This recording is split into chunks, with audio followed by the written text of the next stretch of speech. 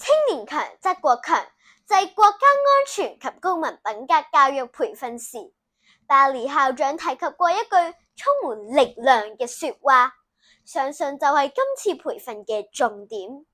而當中提到國家安全嘅20個領域，專員積極投入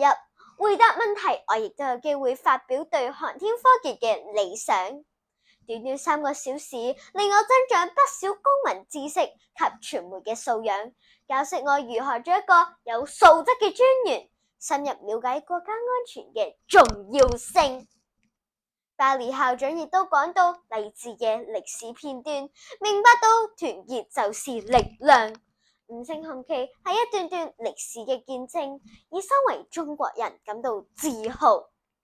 更感恩嘅係當日可以同爸爸媽媽一齊上咗一堂既有意義又震撼視野嘅專屬體驗。